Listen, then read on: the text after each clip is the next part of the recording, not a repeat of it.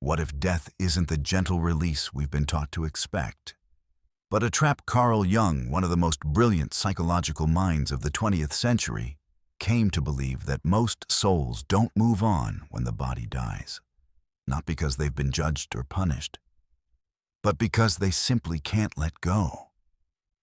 And here's the part that will stay with you long after you hear it. The traps that hold you after death, Jung said they aren't built by some external force. They're built by you, right here in life.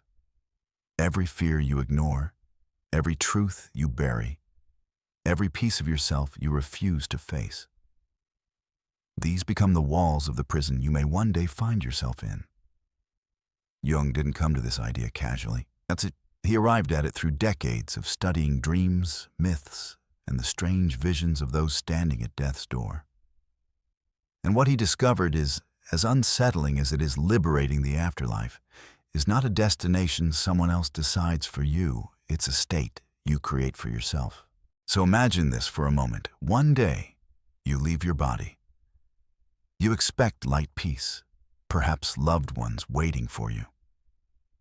But instead, you're in a place that feels eerily familiar. Not because you've been there before, but because it's made from the very fabric of your own mind. For some, this place is a gateway, a temple of truth that opens into something greater. For others, it's a loop, a trap they cannot break, replaying the same attachments, regrets, and illusions they clung to in life. And if Jung is right, this isn't rare. It's the fate of most souls. But here's the question that matters most. If these traps are built in life, can they be dismantled before death? That's what we're going to uncover today. The spiritual traps Jung warned about, the ways they ensnare you, and the steps you can take now to ensure you walk through the gates of the afterlife free. Because the work doesn't start when you die. It starts now. Carl Jung spent his life exploring more than just the mechanics of the human mind. He ventured into the hidden landscapes that most of us only brush against in dreams, myths, and rare moments of deep introspection. His work wasn't limited to science or psychology as we usually think of them. It was an ongoing quest to understand the unseen forces shaping our lives. And what happens when those lives end? Jung didn't buy into the neat, binary picture of the afterlife, heaven on one side, hell on the other. To him, that was too simplistic, too much a projection of our human need for order and judgment. Instead, he saw the afterlife as something far more intimate and far more challenging. It was, in his words, a psychological process, a continuation of the inner journey we are on every single day of our lives. Death wasn't the end of that journey. It was a threshold, a crossing. And beyond that threshold, the soul had work to do. But here's where it gets unsettling, according to Jung. For many people, that journey never truly begins.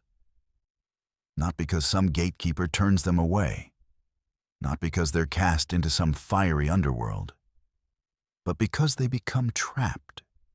Trapped not by chains or walls or divine punishment, but by illusions of their own making. Jung described these illusions as the most dangerous prisons of all because you don't realize you're inside one. At the moment of death, he believed the truth of who you are rises to the surface. All the masks you wore, all the performances you gave, all the stories you told yourself. They fall away. And what remains is raw, unfiltered you. But here's the catch. If you've spent your life avoiding that truth, if you've clung too tightly to an identity or built your entire sense of worth on external roles or buried your shadows so deep you can't even admit it's there, then this moment is not liberation. It's paralysis. The transition becomes impossible. Jung believed that these souls remain stuck in what he called intermediate states, liminal spaces between life and whatever lies beyond. These aren't places you walk through. They're states of mind you can't shake off. Imagine it. You're no longer in your body, yet you still feel like you. But you can't move forward. You replay the same attachments, the same fears, the same justifications that shaped your life. You're no longer bound by physical time, but emotionally, you're frozen. For some, this might look like endlessly revisiting memories of loved ones, unable to accept that the connection has changed form. For others, it's a stubborn refusal to give up control, trying to cling to authority status or identity that no longer has meaning. And here's where Jung's insight hits hardest: the conditions for being trapped after death are created in life. If you've made a habit of avoiding your inner work, of keeping your fears and regrets locked away, you're essentially rehearsing for that stuckness. Every day you refuse to face yourself is a brick in the wall you may one day find around you. But Jung didn't share this vision to scare people into submission. He shared it because it flips the conversation about death on its head. The afterlife isn't just about what happens to you, it's about what you bring with you. This means that now is the time to start dismantling those illusions. Think of it like preparing for a long journey. You wouldn't pack your suitcase with things you don't need, weighing yourself down. But that's exactly what we do when we carry unresolved guilt, unacknowledged flaws, and an overinflated sense of identity. We're packing for the next stage with emotional baggage that will only keep us from moving forward. Jung saw this in the myths he studied. Heroes who couldn't cross the river to the underworld because they still clung to the life they'd left. Souls in ancient stories who wandered for centuries because they refused to admit their own mistakes. He saw it in the recurring symbols of dreams doors that wouldn't open, staircases that led nowhere, endless corridors with no exit. And he saw it in people, in their eyes, in their stories, in the subtle ways they avoided the very truths that could set them free. That's why he said most souls don't move on after death. Not because they aren't allowed to, but because they can't. It's a sobering thought, isn't it? The idea that your greatest challenge in the afterlife might not be some cosmic test, but simply the challenge of facing yourself without anything left to hide behind. So here's the question Jung would want you to ask yourself right now. If everything you are was laid bare in this very moment, no masks, no titles, no possessions, would you be ready to step forward? Or would you find yourself lingering, hesitating, caught in the gravity of the life you can't release? Because the truth is, whether you move forward after death starts with what you're willing to face while you're still alive. When Carl Jung spoke about souls becoming trapped after death, he didn't describe it as some mystical punishment or divine decree. He said these prisons are built by the soul itself, constructed brick by brick, often without realizing it during a lifetime. And he gave these prisons a name: spiritual traps. The first, and perhaps the most common, is the ego trap. Imagine you've just stepped beyond your body. The world you knew is gone, yet you're still holding on. You clutch at your name, your career, your achievements, your possessions, as if they can anchor you in this new reality. You keep repeating, I am this person. I am this story. But here's the truth: none of those things matter beyond the physical world. The identity you've built is like a costume that served its role in one play, and the curtain has fallen. Clinging to it is like trying to live in a script that's already over. In doing so, you chain yourself to a life that no longer exists. Then comes the shadow trap, the one Jung hinted was the most difficult of all. In Jungian psychology, the shadow is everything you've pushed out of sight: your regrets, your anger, your envy, the pain you've caused others, and the truths you've refused to admit. After death, there's no more running from it. The shadow stands before you like a mirror that reflects everything. It doesn't condemn you. It doesn't shout. It simply reveals. And that's what makes it so terrifying. Because if you've spent your whole life avoiding those parts of yourself, the confrontation can feel unbearable. Jung warned that if you cannot accept what you see, you cannot move forward. You remain in a kind of limbo, not because you're being punished, but because you can't step through a door you're unwilling to approach.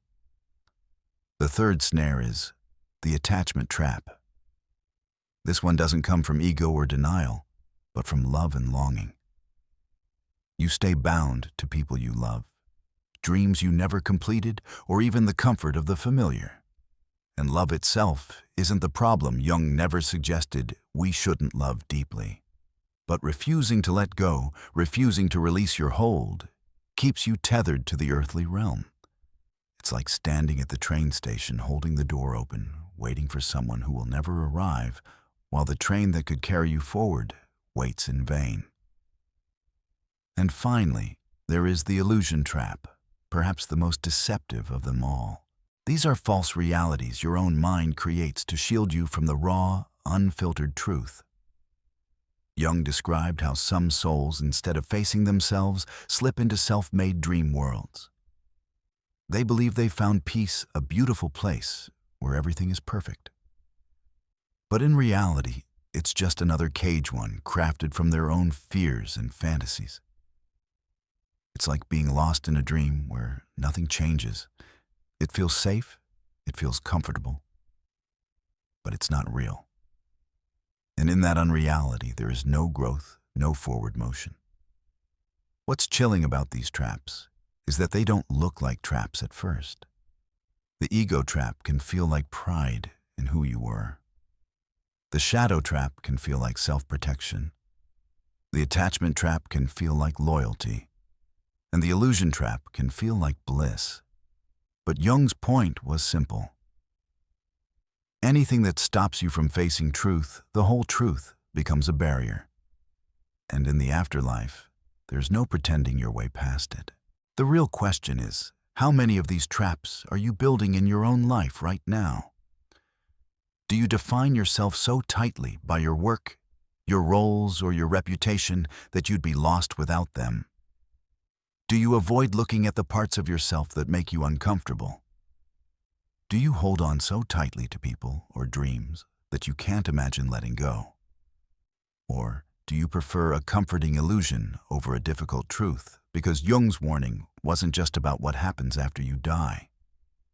It was about now. The same patterns that can hold you in place in life will hold you in place in death. The walls are built from the same bricks, denial, attachment, illusion, and an identity too small for the vastness of the soul. And maybe that's the real reason Jung spoke so urgently about these traps. Not to frighten us, but to remind us that the work of liberation doesn't begin after death. It begins here in every moment. You choose truth over comfort, release over clinging, and growth over fear. Carl Jung didn't just warn about the traps that can hold a soul after death. He believed they could be avoided. But here's the catch. You can't wait until you die to start the work. By then, it's too late. The time to prepare is now, while you're still alive, still breathing, still able to make choices that shape the landscape of your inner world. So how do you do it? The first step is self-awareness. And I'm not talking about the casual kind where you say, "Oh yeah, I know myself." I'm talking about looking in the mirror without flinching. Ask yourself honestly, who am I without my job, without my title, without the relationships that define me? If everything I've built in the physical world vanished tomorrow, who would I still be? It's an uncomfortable question. And that's the point. The more you notice when you're clinging to an image or a role, the more you loosen the ego's grip. Jung believed that self-awareness is like keeping your spiritual muscles strong, so that when the time comes, you can walk through the threshold without dragging your old identity behind you. The second step is shadow work. Now this is the part most people avoid in life and in death. Your shadow is everything you've pushed aside because it didn't fit the image you wanted to project: your anger, your jealousy, your fears, the harm you've caused, the love you withheld. Shadow work doesn't mean beating yourself up or living in guilt. It means bringing these hidden parts into the light and saying, yes, this is also me. Because here's the truth: the more you deny your shadow, now the more power it has to stop you later. But when you integrate it, when you see your flaws and still claim them as part of your whole self, they lose their power to trap you. The third step is learning to let go. Letting go doesn't mean you stop loving people, stop caring about your dreams, or detach from life completely. It means understanding that your worth is not tied to holding on. Love people deeply, but know they're on their own journey. Cherish your accomplishments, but know they're not who you are. Letting go in life is like practicing for that final release, so that when the moment comes, you can step forward without being pulled backward by unfinished business. And finally, the fourth step: strengthen your inner life. This is the part most of us neglect, especially in a world that rewards the outer image more than the inner reality. Meditation, journaling, long, soul-level conversations, these aren't just nice-to-haves. They are training for the transition. Jung believed that death is not the time to start knowing yourself. It's the final exam for a course you should have been taking all along. Think of it this way: you wouldn't start learning to swim the moment you're already drowning. So why would you wait until you're at the edge of death to start the work of the soul? This inner strengthening also means cultivating curiosity about what lies beyond. Read widely. Explore different spiritual perspectives. Listen to stories of those who've had near-death experiences, not to replace your own truth, but to prepare your mind to recognize what might be waiting. Because here's what Jung knew: the traps only work if you're caught off guard.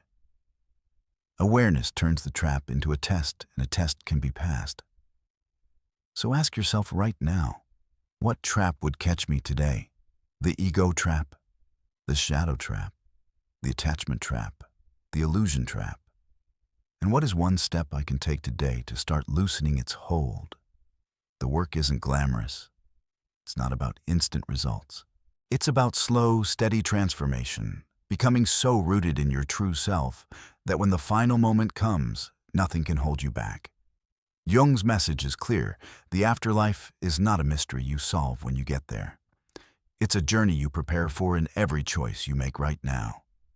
So start, even if it's small, especially if it's small, because one day you'll stand at that threshold, and whether you walk through it freely or remain trapped on the other side will depend entirely on the work you've done in this life. The world Carl Jung feared is the world we live in today, a world where we are endlessly connected, yet rarely connected to ourselves, where we measure our days in notifications, not moments of stillness, where the value of a person is often judged by how busy they appear, how much they earn, or how impressive their life looks online. We are distracted, materialistic, spiritually starved. And here's the strange paradox: even in this chaos, there's a rising hunger for something deeper. We see it everywhere.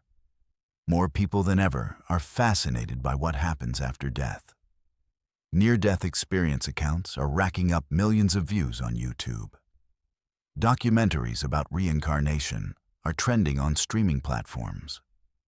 Quantum theories of consciousness, once the domain of obscure science journals, are now the subject of dinner-table conversations. It's as if beneath all the noise we can feel something stirring. A quiet voice saying, "This isn't all there is." And maybe that's why Jung's warning feels so urgent right now. Because if he's right, if most souls really do get trapped after death, then we are not just in danger later. We're in danger now. Let's think about it. Look at the world around us. People fiercely attached to their online identities, crafting perfect versions of themselves to be seen and validated. Others avoiding their inner wounds by drowning in work entertainment or endless scrolling. Many clinging to material success, afraid of losing status or security. And still others escaping into comforting illusions, believing that everything will work out someday, without doing the hard inner work to make it true. Doesn't that sound eerily familiar? These are the very same patterns Jung described as the spiritual traps of the afterlife. The ego trap, the shadow trap, the attachment trap, the illusion trap.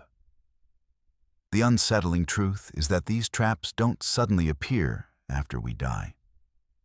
We're building them every day we live in autopilot. Every time we avoid a hard truth, every time we hide behind a role, every time we refuse to let go, we're laying another brick in the wall. And here's the thing, the afterlife in Jung's view doesn't magically fix you. Death doesn't make you more enlightened. It simply reveals who you've been all along. If you're at peace with yourself in life, you'll carry that peace into death. If you're tangled in regrets, illusions, and attachments, you'll carry that too. Which means the time to prepare isn't on your deathbed. It's now. Now, while you have the power to make choices. Now, while you can decide to look inward instead of just outward. Now, while you can take one small step toward peace every single day. And that's the uncomfortable truth most of us don't want to face. If you want peace later, you have to make peace now. Making peace doesn't mean you stop caring about the world or the people in it. It means you stop fighting yourself. It means facing the parts of your life that you've been avoiding, the apology you haven't given, the truth you haven't admitted, the wound you've been pretending doesn't hurt. It means loosening your grip on the identity you've built so that when the time comes, you can let it go without fear. It means forgiving yourself for the mistakes you can't undo, not to excuse them, but to free yourself from their weight. It means building an inner life so strong that no external loss can take away your sense of self. Jung didn't want us to be afraid of death. He wanted us to understand it, to see it not as a punishment or a mystery, but as a continuation of the journey we're on right now. That's why this matters so much today. Because we live in a world that is perfectly designed to keep us distracted, to keep us running from the work of the soul. And if we're not careful, we'll run out of time without ever having stopped to ask, am I ready to face myself? Imagine for a moment that your final moment comes tonight. You step out of your body and find yourself standing at the threshold of that luminous temple Jung described. You know that to enter you must stand as you truly are. No masks, no excuses, no hiding. Would you walk through freely, or would you hesitate? Would you feel light, unburdened, or heavy with things you couldn't release? That's why Jung's words hit harder than ever in the 21st century.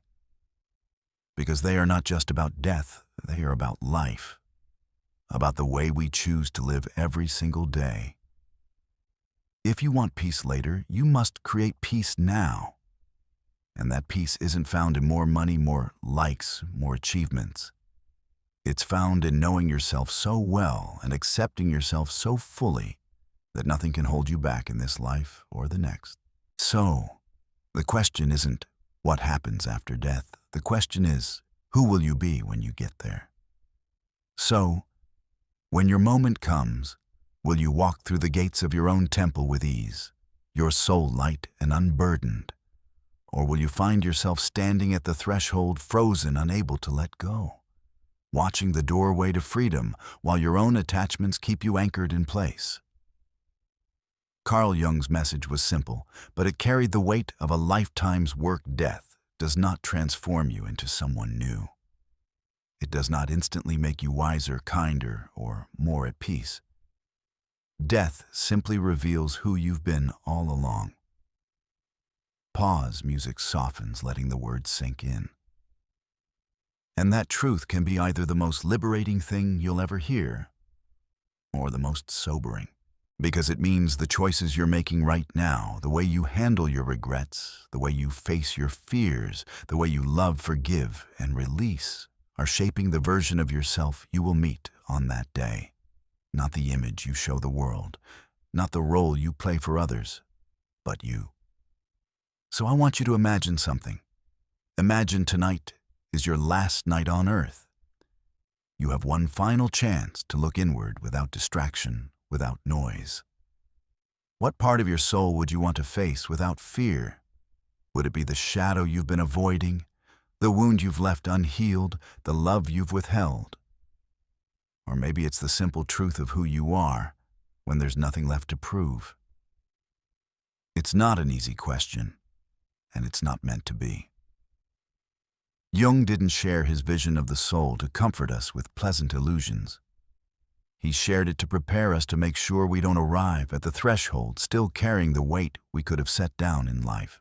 Visual gentle crossfade between faces of people deep in thought, eyes, closed hands clasped. If this question stirs something in you, that's a sign that there is work to be done, and that it matters not just for some distant afterlife, but for the way you live right now. Because here's the real takeaway. If you want peace later, you have to make peace now. That's the work of the soul. That's the map Jung left us, not a map of places, but of processes, symbols, and inner truths. Background music swells slightly warm, but still reflective. And now, I want to hear from you.